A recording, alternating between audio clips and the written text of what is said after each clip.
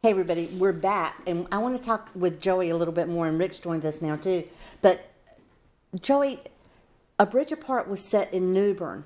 Correct. Losing London is Emerald Isle. Right. Everything's Eastern North Carolina so far.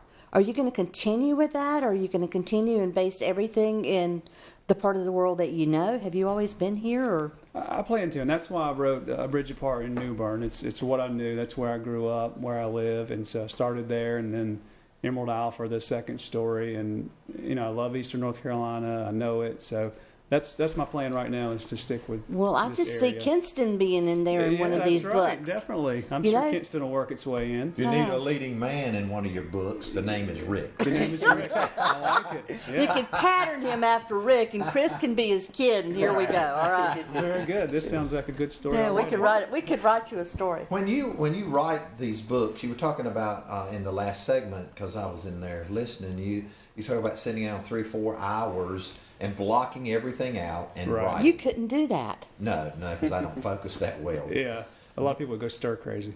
But one of the things that's interesting is the story is being created as you write. Right. So you could have no idea what chapter number 4 is going to be about Sure. until you're writing chapter number 3. Is that how it? Do you create as you go, and are you just typing it along? How does your mind work? Yeah, I pretty much do. I mean, I do have an idea of where I want the story to go. I pretty much know it from beginning to end. I know how I want it to end, but it Okay. never ends the way I want it to. It ends up taking its own path, kind of like what we talked about earlier with the character. So I just follow that. I guess it's following my heart and my mind and letting the creative process do what it does. You mentioned developing characters. Along the way, does a character come walking in out of nowhere that you didn't expect to show up? It does, and that's a huge challenge, because once that character walks in, a lot of times I have to go back and kind of build them into the story earlier, because I may get halfway through the book and say, oh, this would be a good character to add in because of X, Y, and Z, and so I go back and filter through and introduce them earlier in the story, and it just kind of works itself out. Wow. And now, do you ever see somebody, you're writing a book, you're writing Losing London, and maybe as you were writing the book, you do meet someone out Like on a the street. Rick. Like a No, it doesn't have to be a Rick. It could be anybody. Right. But then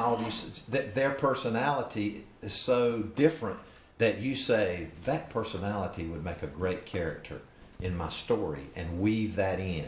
Does that ever happen? Yeah, I think it has. I think I pick up little things from everybody that I meet and kind of just store them away in my mind and eventually use them somehow in the stories. And, I'm a people watcher, so I notice a lot of things and just try to put those intricate details into the story.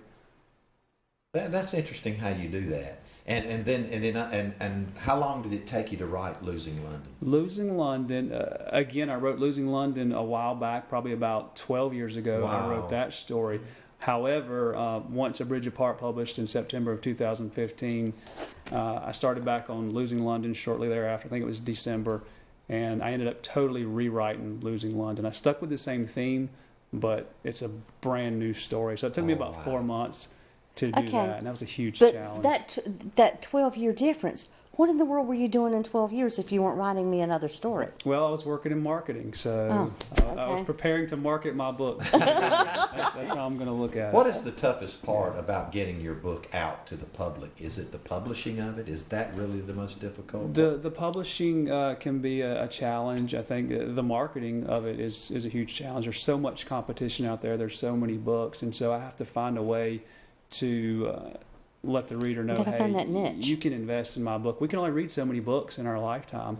And so for me to be one of those books, or for one of my books to be one of those books for a reader, is a huge investment.